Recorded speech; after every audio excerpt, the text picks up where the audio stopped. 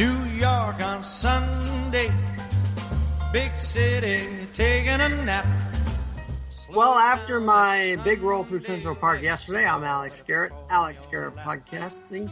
And on this Sunday pod, we're just going to relax. We're going to have a great conversation in just a minute with my guest who's making his first appearance today, Thomas J. Murphy. He's a financial tech consultant, and he works at Schoenfeld Strategic Advisors. And, well, Thomas, you and I met on a subway in New York, and now here we are, a few months later. Thanks for joining me. I guess it is Schoenfeld Strategic Advisor. What I want to bring you on to talk about is numerous aspects of this pandemic and the hedge fund industry and what you're seeing with the trends.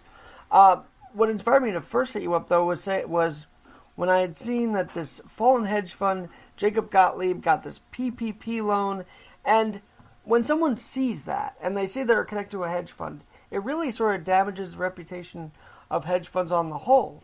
So I guess my question to you would be, when people see a headline like that, fallen hedge fund gets this, they shouldn't take too much stock in the hedge fund itself, right? They shouldn't still doubt the hedge fund. It's a business like any other business, really. If they're eligible for a PPP loan or any other kind of thing, it's no different than, any kind of business, a retail business or they tend not to employ a lot of people. If they have financial difficulties because of COVID, then, do the filing. Why wouldn't you? Well, what has been going on with Schoenfeld? Because we literally met right before the pandemic. So what's been going on there during this whole time? Well, listen, it's, business as usual for, not just my company, but other companies in the space. And we're all working from home, and it's a little bit new for, I'm on the technology side. So for me, working remotely is very,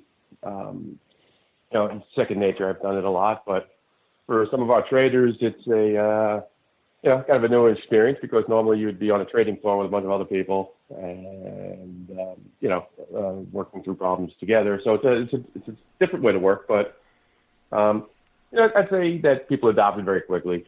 I got to ask you about that, because I remember when they shut down the stock exchange floor, you almost felt it was the end of the world, didn't you? I would say at the stock exchange, things are so much different. The stock exchange floor was, a thing for a long time, but a lot of the trading left the stock exchange floor in the 90s. So there hasn't, it's more of like an idea than anything else. So you on the stock exchange floor today, you would have market makers who are, still doing manual trading, but I'd say 99% of all trades are electronic now, and there's, so it's not really done on the floor. Whatever happens on the floor it's more of, they show that picture or those, the video, on the news clips about the stock exchange, and you see a bunch of guys yelling and screaming at each other. But, for the most part, 99% of the trading is done in very quiet rooms with, 5 or 6 guys, sitting around the terminal. Thomas, if that's the case, how come the markets sort of sank as that announcement was being made? Because it seemed to have really affected the market that day. Like I said, it's an idea. People get panicked, but it is it's still the same. It's still humming. It's a bunch of machines. Well, and Thomas, let me ask you this then, because I don't know if this is true or not, but you see the trends. When people started to get laid off, did you find them trying to invest in something to try and keep money going even after they got laid off? Did you notice any of that? I have not, but I'll tell you what, though, I am not on the trading side. So I would be more of I think of me as an enabler in a sense, but not necessarily the guy that's, coming up with the strategies. I help and assist, make the dream a reality. So like in my world, we do, millions of trades a day, and my job is to keep that humming. So I don't know. I couldn't really talk about the trade volume of a particular day unless I was looking at the actual data. Well, let's talk about that. Let's talk about the data then. So, what data have you been seeing that maybe the regular public doesn't see or doesn't want to look into more during this whole time? I'd say that back in March we had some very, very heavy trade days, obviously, and then a lot of that has seems to have gone back to normal. Initially there was a lot of heavy trading, but if you're looking at the market, it's up 100, down 100, up 200, down 300. It's volatile within, and but it's not swinging up and down thousands of points at this today. So maybe you can answer this. I know you do the data. So let's say a vaccine gets announced. I feel like when those announcements of the actual vaccine or that there were successful trials, that does affect the market, doesn't it? I'm sure you're seeing that. Oh, of course, but it would affect obviously that would have some market effect, and people would have to the market would rally behind something like that, because that would mean that people would be going back into the offices and going back to work and increasing, I guess, in person. I guess it would affect the retail sector. It would affect restaurants and anybody that's associated with restaurants, because more people would go out. It would affect you'd have to it would affect maybe medical supplies also, because you see companies that are making or trying to catch up with PP, the demand for face masks and things like that. So if they came out with a cure tomorrow, maybe those companies would be doing less volume. So you'd have to kind of consider how that would affect that company. So there's so many things that you would have to kind of consider. I don't know that.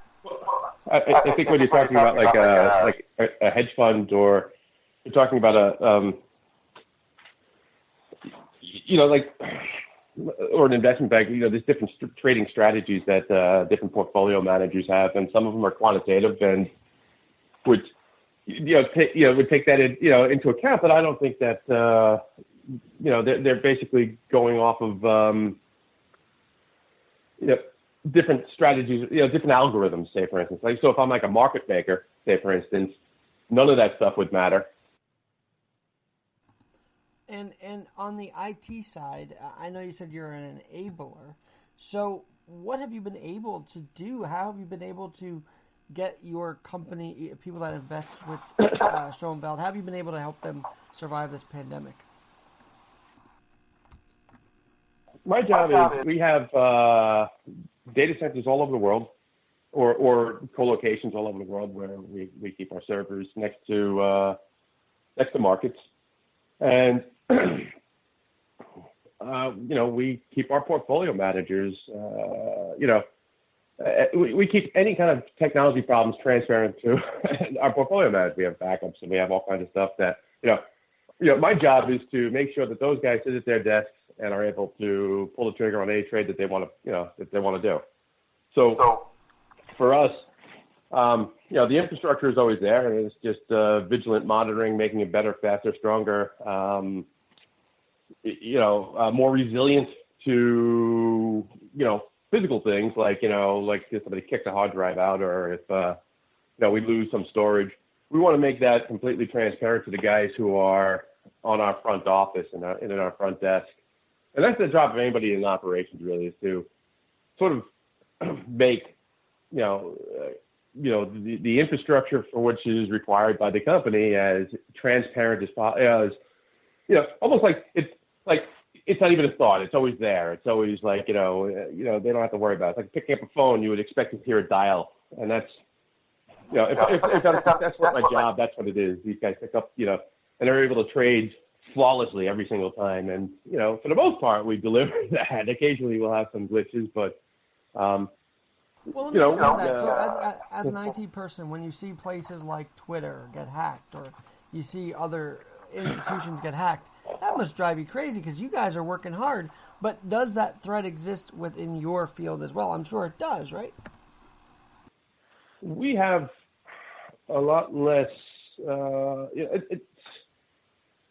Of course, anybody can get hacked, right? And obviously, if you're a large hedge fund or investment bank, there's always there's a target on you, right? But I think the advantage that we would have over like a Twitter or a Facebook or any of these other companies is that a lot less of our infrastructure is publicly exposed. I think you'd have like a website. Those websites are not, are usually non-transactional. Like if you went to Renaissance Technologies website or Millennium Partners Technology, or Millennium Partners, MLP.com or something like, one of those websites for a hedge fund that's similar to ours, you would notice that, there's not a lot of interaction that one can do. So most times, like with Twitter or Facebook get hacked, or it's usually through like a web interface or a phishing attack, or it's like a web-based type of attack. But for us, in my line of work, we don't have a lot of front-end exposure to a lot of people. So if you were targeting like a hedge fund or something like that, you'd have to kind of find one or two exposed systems out on the internet, and then you would have to look for security holes within that, or you could do a phishing attempts, and those are actually kind of effective. But well, how do you guys manage the global aspect of this? Because I know you just said you're globally, so how do you get all those systems managed for your hedge fund runners and advisors and traders? Like, how do you make sure all of that's maintained? It seems complex from where I'm sitting. If you have a couple of thousand machines in any kind of company, there's definitely some techniques you could do. First off, we have a security team that is and everybody in my line, there's always a security team.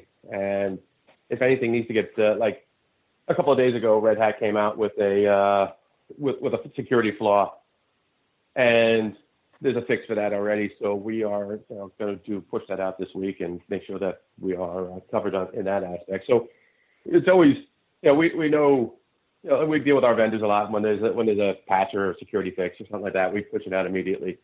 For other things, we have configuration, like configuration management tools like Ansible or Chef. And, what we do with those is if we change one setting on one system, we test it, we make sure that it works really well, or, it provides the, like a kernel parameter or something like that on some of our Unix systems. And, we find that, okay, that has some really good effect on this subset of servers. So with our configuration management, we'll pull a trigger and, it'll go out and it'll configure all those servers the same exact way, within that group or that inventory. And then if anybody, and if we run that on a daily basis, if anybody makes, changes something on that system, when we run our configuration management tool, it'll revert back to the way that we had set it up initially. So it makes it harder to deviate from like a particular subset of, or type of system that we have configured for certain things.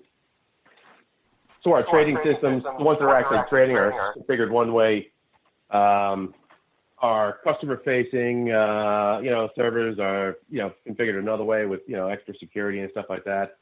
Our development servers, where our development tools are, we have a bunch of people logging into and writing code for us, all have the same kind of tools and things installed on. They're configured another way. So, and we keep it as uniform as possible. And, with the configuration management, it forces that uniformity.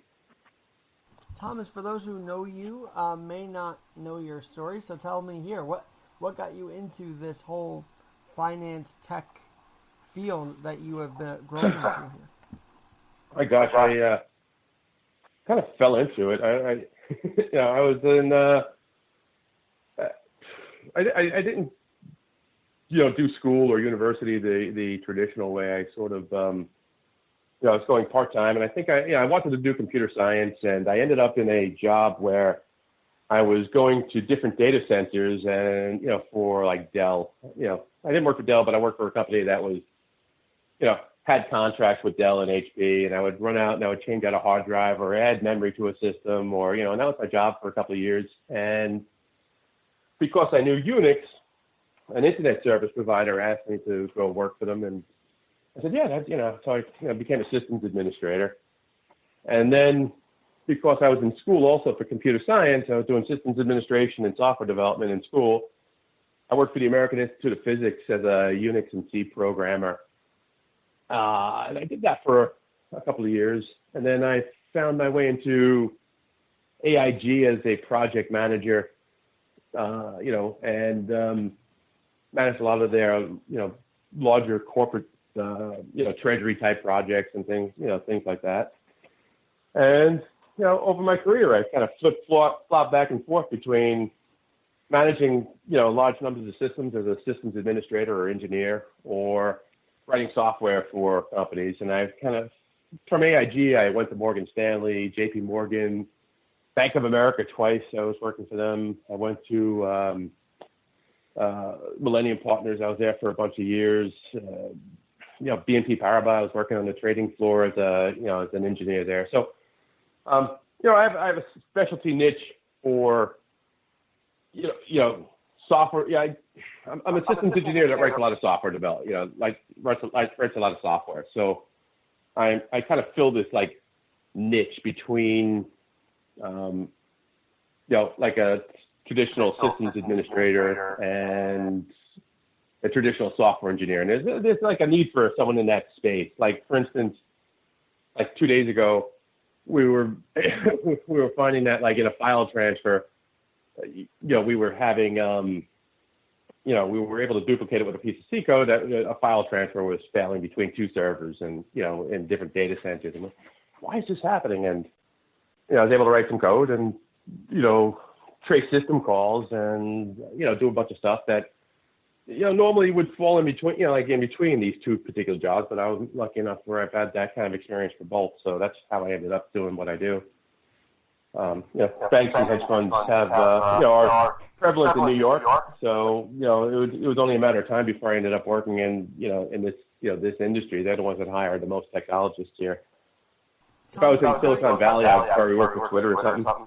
Tom, it's very interesting you say about how, and that is fascinating, but I want to say thank you then, because it seems like because of your efforts and so many tech efforts, businesses were literally able to get the, stock screens in their own office. I think I told you this story. I was at MD SaaS years ago, and they had the trading floor, they had all the stocks and everything on their screens, and as we're talking here, I'm like, well, that's because of your guys' efforts, because you guys put it in the offices.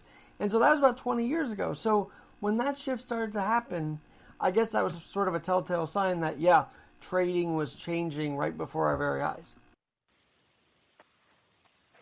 It became easier. It's, and also the humans, on those exchange floors were not able to keep up with the quantitative strategies.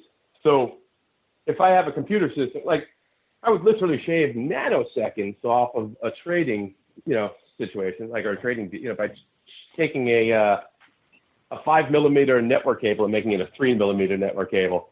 And that would save me 2 nanoseconds, and that would help me get to a deal. There's no way a human can operate in nanoseconds. That's a billionth of a second of nanosecond. So, if I'm able to, so within 1 second, 1 second is an eternity to people in, high frequency trading, where, within that 1 second, I'm doing, I could do 1 million trades in that 1 second off that one system. That's just, making those trades all day. And that sort of volume and frequency would be impossible on the trading floor to do it. That is, I know, we see the fast-pacedness. It's kind of like a glorified fast-paced thing we see on TV or even in trading places, other movies like that. But I've got to say, what was that transition like, moving the stock floor to business offices? Like, was that was that exciting to you to help move all of this into the business office world? I think when I started on Wall Street, again, this is back in the, late 80s, and I would walk, and I wasn't working for an investment bank, but I was working on Wall Street at this technology firm there.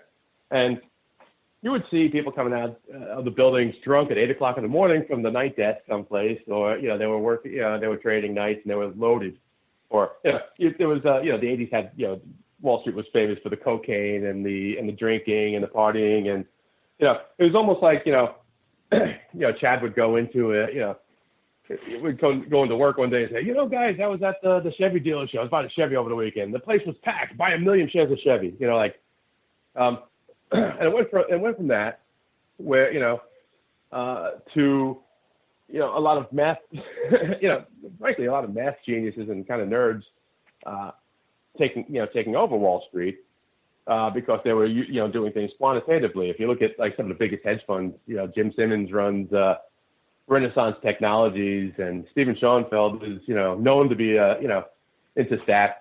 He runs Schoenfeld, and most of these guys who are portfolio managers have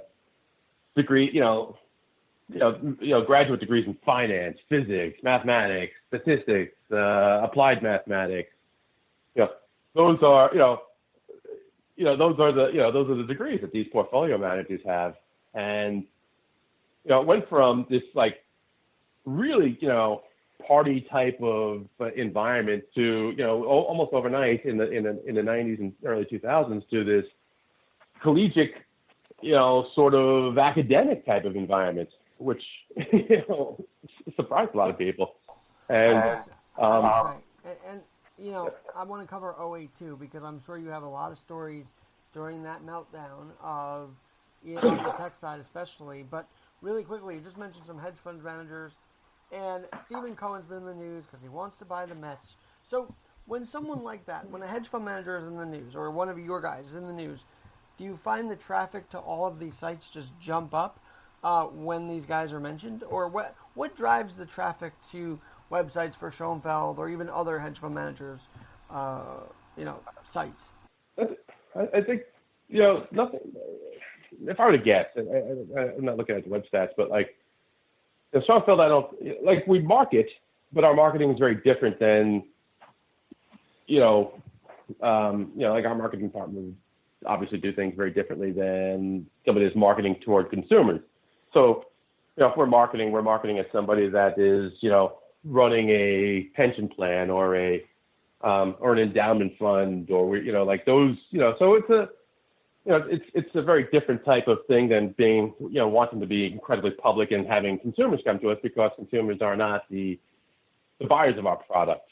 It's like for you to invest in a hedge fund, you have to meet certain criteria, which automatically makes you like a millionaire, because, these strategies are not and I'm not I personally don't invest in the hedge fund because it's a very, high, bar to get over for a lot of hedge funds.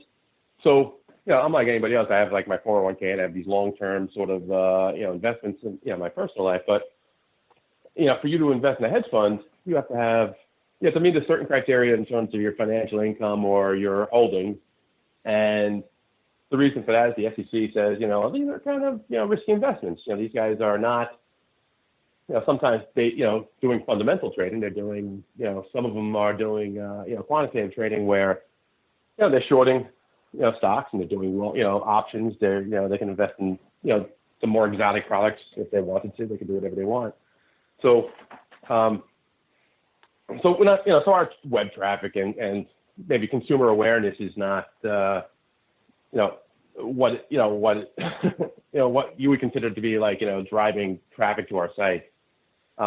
Obviously, if somebody in the, made the news, for partying, out in the Hamptons or something like that, then, it would drive some interest. But when you came to our site or our website, our websites are very, generic and, for public consumption, like, hey, we're a trading advisor, but, that's really about the, you wouldn't see like, and we put maybe if we had some news stories, recently in the news, and again, our news stories would be like on the business section where, we acquired, a portfolio manager, or we, somebody joined our firm, if it made the news, it would, but it's not the type of thing that like, And actually, I would say sort of I hate to say anti-capitalist feeling I get in the news today, it more likely all these stories get reported are bad news, and I always think that doesn't help the cause either. You know, like come on, there's got to be some good coming out of capitalism to this day, and we got to talk about that. Well, there's a lot of good things that come out of capitalism. I mean, innovation comes from capitalism. If you have venture capitalists, they're investing in startup companies and startup technologies and startup ideas and the ways to do things differently, which is kind of what we all want, right? Absolutely, and this is why. But to do that, you're going to need some sort of like you can't, like I couldn't just say, you know what, I think I want to do this thing. I want to start my own gig because I need research and resources and and I have to get funded by somebody. It's always investment banks that do that, or maybe two companies are well positioned to be partners, and somebody has to handle the banking and the merger and acquisition, and that's. Thomas, and I think there is what we have to say, and maybe you can say it too, is that it's amazing when someone, our next door neighbor, so to speak, can invest in a project we're doing. Like that is what self-reliance is about. That's what America is about. When people around you invest in your project, I think that's the most beautiful thing, actually.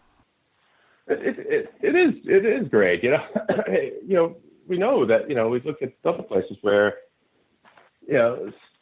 the state funds everything, and it doesn't work out as good. I mean, the innovation and technology is coming from the United States. It's coming from Europe. Our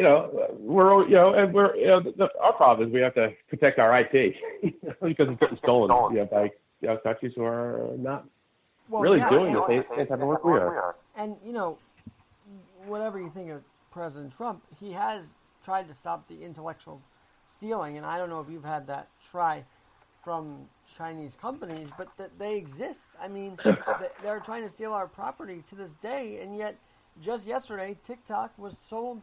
The Chinese aspect of it was sold off, and I thought, another win. You get China out of our hair again, and I think that gets a lot. That should get more praise than it's getting right now. Whenever those things can happen, when we can get. Well, I'm on TikTok. I can tell you, everybody on TikTok is delighted that their platform isn't going away. All these people with like 1 billion followers are like, oh my God, I've worked so hard to get 1 billion followers. You can't just pull the rug out from under me. But I'm one of those. I don't have millions, but I have enough, and it helped me through the quarantine. To be very honest with you, and I just keep going with it. I'm actually a recent user. I don't have any videos posted, but I love the content creators on this platform because there's a lot of really interesting and just brilliant content out there. There's a lot of junk also, but I can appreciate the people giving an effort and trying new things, and that's a lot of fun, man. I'm addicted to scrolling through TikTok videos. Well, tell you the truth. Alex Gene NYC because I'm there. So shameless self-promotion. I love it. Hey, no, but now that we're on this though, on the China part, I want to specifically hone in on. Have you seen companies sort of funded by China try and infiltrate your systems? I don't know. I don't know about infiltrate. I mean, we are in, we're in a global, business. So we have partners all over Asia. We were in the news famously for acquiring Folger Hill for their Asian, trading group, and I don't think I'm divulging any secrets here, but we have traders sitting in Hong Kong, they're our partners. They're part of our company. So how can Americans distinct from, all right, well, this company is a Chinese company. When I hear that, I say, well, it's maybe a Chinese-owned company versus, no, it's an independent company that just happens to be from China or another part of Asia. Right. I think with the TikTok deal, there's some kind of requirement that they must share data with the government in China. I don't know how that works, but my feeling was that I don't really understand why it got so big in the U.S. because or to use it. I don't think why do users at this point care? Because TikTok is stealing the same information that the U.S. government is already taking, or or Facebook is already taking. Like it's the same data. It's on your cell phone. You're using technology on your cell phone, and you're already giving it away. So like, why are we so upset that yet another entity is getting what I'm watching on Netflix on my cell phone, or what am I what I'm listening to on Amazon Prime Music or something. Like, I don't know. It's like what sort of secret data? I don't know why this particular thing bothered people so much, because if you're on a cell phone right now today, everybody's getting your data. Thomas, there's more apps. You have 50 apps on your phone. I'm so glad you said that, because the data mining has existed long before TikTok ever did. Let's put it that way. Oh, sure. And Facebook famously is always, under fire for the way they treat your personal data. And there's even documentaries about it on the internet. And it's, what's the big deal at this point? You have 50 apps on your phone. If you don't want your data being tracked, just take your cell phone, or go to a flip phone. The Cambridge Analytica, I mean, we almost forget about that now, right? But that was the thing. Right. Yeah, that was. I think that was all Facebook data, wasn't it? That was, and yet that seemed to be forgotten this weekend alone. Hey, Thomas, let's go to 2008 though, because I'm very curious how the technology sector and the IT of the finance world, if that was the takeoff point for you guys, like if that was the moment where people said, okay, we got to really buckle down here. So if a recession happens, at least we have the technology to withstand it. I mean, would you say that was a push-off point to really increase the IT awareness? No. We were very much. I would say that there was a bunch of things prior to that was kind of interesting. One was the influx of quantitative trading, and that was really the driver of how to away from the trading floor into more of a technology-driven sort of company. So if you look at like some banks, like Two Sigma, for instance, is a famous hedge fund. If you look at their website, they bill themselves as a technology company. And if you go to Goldman Sachs' website, they almost bill themselves as a technology company versus what they used to build themselves as an investment bank. But now these companies are starting to kind of see themselves as sort of technology hybrid type companies, or because they need to attract, I guess, technologists. But but that all came about because of the quantitative trading and the there was almost like like an arms race in a sense to get bigger, better, faster systems. And there's a company called GTS.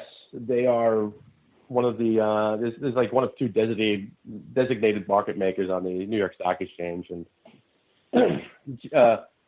there's a famous story about them. They have a company called Strike Technologies, and they wanted to get data faster from the CME exchange in Chicago to New York, and the company went and they drilled a hole through mountains to and to get this cable, the most direct straight fiber optic cable they could from Chicago to New York, and they were able to beat other people to this information within like a couple of nanoseconds or a couple of microseconds or whatever.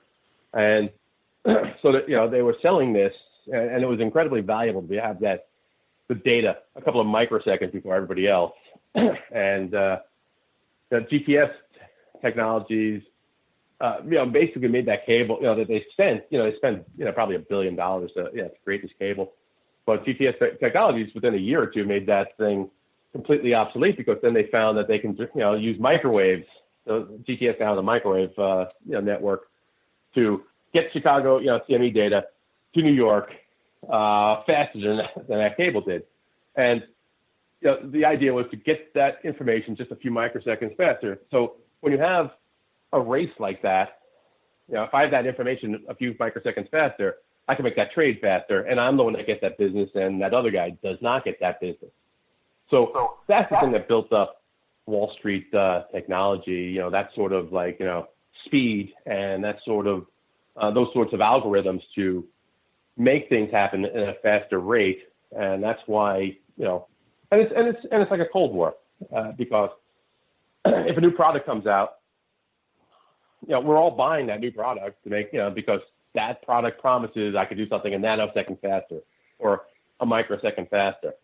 So we'll have to, we have, Wall Street has budgets for technology, and we'll have to go out and get that stuff, and we'll have to make sure that we're on, we remain on a level playing field, with our competitors. And the thing that should, so that's the thing that drives technology on Wall Street. So by 2007, 2008, we were already, well underway into, we were already, there and, trading. And now we've just, made things faster, to keep up with our competitors. This is fascinating because I still see us in these races for technology. I still see us trying to get to 5G or get to like the 6G over everybody else.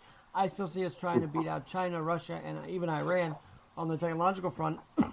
I would say I'm not sure if we're ahead of them yet. I would love to be ahead of them. Maybe you could weigh in on that. But I do know, speaking of cable and everything and towers, people were knocking down the 5G towers because they thought that was the reason why Corona was happening. I thought that was kind of insane. But, for a long time, we've been trying to get I don't know how that works.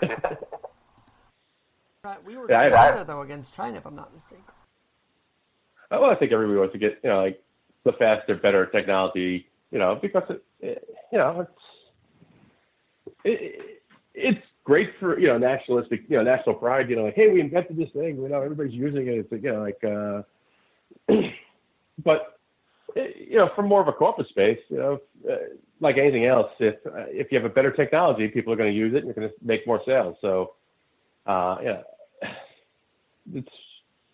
what happened to Nokia, I guess. They stayed with they had this brick model that everybody is familiar with, but they, were not able to get into the smartphone business like when Apple came out with their stuff, and companies that were able to adapt, move forward. So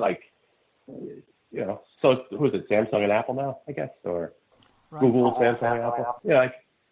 If you're able to keep up with, able to run apps and able to do things on your smartphone. So that's what happened to a lot of companies. Like they're not able to adapt to newer technology, and nobody wants to use old slow stuff. I remember when I used to see 3G on my cell phone, I'd be like, yes, I have internet. Now I see 3G on my cell phone and I cringe. I'm like, oh no, it should be 4G, LTE or something. LTE, baby, all the way. I love LTE. Hey, Thomas, though, I gotta ask you this as we're talking. I'm excited about how this could be just conversation one of so many, because I'm sure even as we get back into reopening and everything more so, you'll have more insight into what's going on. But what did you guys learn in the IT space from the 07-08 collapse to do it maybe even better during this pandemic and keep things running while everything else seemingly fell apart? I wouldn't say those are the key moments for us. Well, I'd say in my line of work, in investment banking, I think we were already, structured in terms of technology so that people can work from home. I think other companies are, so we had things employed like Citrix and, Zoom meetings, and like everybody had that on our desktop. We've had that on our desktops for a long time, and we've gone through, because in the banking industry, you have to go through disaster recovery drills, and you have to work, be able to work remotely. So, those things became, for us, those things have been around for a long time, like virtual desktops, and I can sit in a desk in my company and pull up my desktop. That's my desktop in some place, sitting on a virtualized server somewhere, and when I log into my house, I get that very same desktop on my at home. So, so we've had, for us, it's, we've had these for a long time. I would say that in terms of banking, I would say that the bigger conversation is always, these flash crashes that happen, because like, those are interesting to me, or, as a technologist, because here we have these self-employed, we've written these algorithms, like we'll do, like let's say pairs trading, like a quantitative, algorithm at a very high level. I'm not giving any trade secrets away or anything like that, but like, if I notice that Home Depot is selling at, X, and, that there's, 80% of the time, if Home Depot goes up, Lowe's will go up because they're in the same, same business, type of business. So like a quantitative researcher might look at the historical, correlation between these two stocks and write some sort of algorithm, right? And if he wins 75% of the time, then that's a great micro strategy, or that's a great strategy to have. Absolutely. So that's great. So when a flash crash happens, you see the market drop, and then it seems to like spiral thousands of points because all these algorithms are kicking off. Like, like if one bad thing happens, it's almost like a chain reaction for all these algorithms to sell or to do so. So like you'll see these like crazy, they'll drop like 2,000 or 3,000 points and then like zip right back up again because,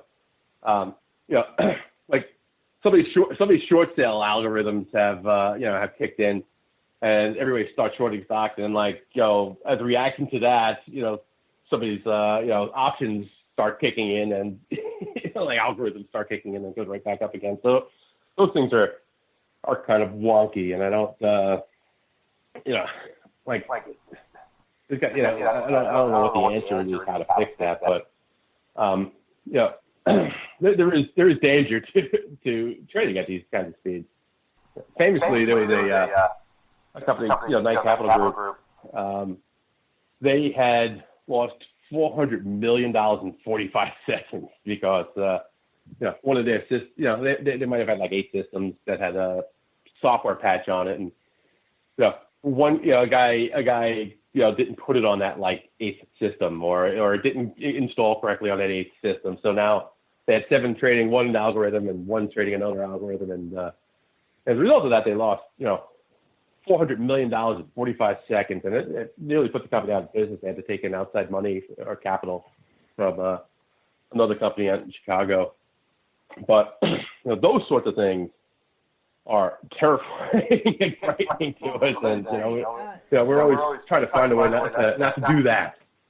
Tom, I got to ask you, so to wrap this conversation up for now, I want to definitely continue this down the road, but do you think we put too much stock in the stock market to the point where, those flash crashes are devastating because we rely on it, and we being sort of the economy, but I would say the everyday person doesn't always check the stock market, right? So how would you advise someone who may not want to follow it but should be following it? What's your advice to the Americans that may not follow the markets as closely? Listen, I have a lot of friends. In me, I cannot manage my own portfolio. Actually, I'm not allowed to manage my own portfolio. I have to have somebody else do it for me. But I would recommend, if you have some kind of control over your portfolio, or if you don't, either deal with a manager, like a financial advisor that is a fiduciary advisor that's going to be on your side, not necessarily, just selling you single products from from their company. So, always check that, ask if they're a fiduciary advisor or not. And then, if not, if you don't want to spend those kinds of fees, which is like 1% or something like that, or 1.5%, think of that. Pick up an S&P 500, index type fund. Those are, if you're not going to watch it, do that. And then for your 401ks, again, this is for people that don't watch this stuff. What I advise, and again, I'm a technologist, but I'm in the same boat as you are or anybody else is, where I'm not managing my own portfolio. I pick that, that fund that, like a year, the year I retire, like everybody has that, like, I'll take a 2035 fund or whatever fund, that is. And, if I wanted to be more aggressive, I'd, push it out 10 years. But if not, because that kind of balances your portfolio for you. I know a lot of people that, that have, stuff in their 401k, and they bought stock and they bought these indexes and stuff like that, but then they don't use it. They never look at it again. and that stuff makes me cringe because, and again, this is not me speaking as a professional trader, because I'm not, but nobody's responsible for your retirement other than you. You're responsible for that, unless you have like some kind of pension fund or something. But like, you're the guy that's responsible for, not eating cat food, when you retire. So, it's, I wouldn't, if you're not going to watch it, put in, get some of these, get a manager to watch it, or get a fund that is going to historically, rebalance itself like the S&P 500, and I do think to kind of ensure your retirement. Thomas, this stuff makes me nervous. I am a little nervous to get into the stocks myself, but for people that do want to sort of, and if they can do a hedge fund, but anyway, for those who might be interested more, can they contact you? And is your company always looking to keep advising people in the markets? Well, we would not advise, like, most people, like, you would have to be like, you would have to invest as a partner into our fund, which is, not for most Americans. It's for some, but like we're, it's not the same thing as, like, let's say going to TD Ameritrade and opening up a brokerage account there. Like, we're a different thing. Because by law, yep. by law, we're only allowed to have X number of, whatever that number is, investors. We're not allowed to have mass investors. So, we have a criteria, I think, for investing. Even if and a lot of hedge funds are not looking for investors. A lot of them are closed up. We might even be closed. I don't know. But I would say that, a place like TD Ameritrade or Fidelity, or, I'm a huge fan of Charles Schwab. I love Charles Schwab. You'll always get a person on the phone 24 hours a day, 7 days a week. And if you open a brokerage account with them, it comes with the best checking account ever with zero fees and, no ATM fees ever, anywhere in the world. I wrote a whole premise on Medium.com about how the Ameritrade-Schwab merger probably was such a great sign that business was back. I mean, when these mergers happen, I think now it's a good sign that the economy, well, in 2019, that the economy was humming, that they were able to make this merger, and it seemed to have bettered the customer, didn't it? I don't know, man. I don't know how it makes the customer better. I think both had solid products, but, as a customer of Charles Schwab, personally, I want to say this, I get no money from those people at all, but I think they're fantastic. I really like them as from a consumer perspective. I rarely experience better customer service than with them.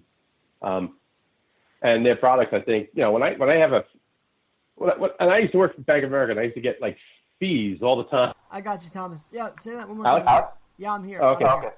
So the first I used to use, like, Bank of America as for my checking account. I used to get fees all the time, and I moved over to Charles Schwab, and I haven't seen a single fee any place ever. Even for ATM withdrawals and things like that, it gets put back in my account at the end of the month.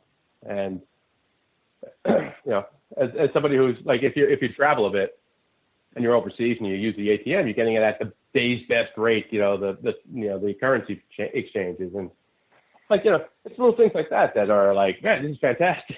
I love it. Thomas, one last thing. One thing that many people may not know about you and I know this is your first podcast, so one thing people may not know about you that you're comfortable sharing anyway, before we wrap up today. Let's see. Love dogs. Have two kids that are like 4 and 5 years old, or 5 and 6 years old now. They got, and my life is a complete zoo. I have a wife, and we live out on Long Island. Otherwise, I'm pretty straightforward and pretty standard. Well, Thomas, I don't know if we'll ever see each other. Nothing but chaos. I don't know if we'll ever see each other again on a subway, but we might. So hopefully that day will come again, right? Oh, that'd be wonderful. And we'll see. Well, I'm not really looking forward to commuting again. I got to tell you the truth. I'd rather stay home. I hear that, and I know you're out on Long Island, I think. So it's a different.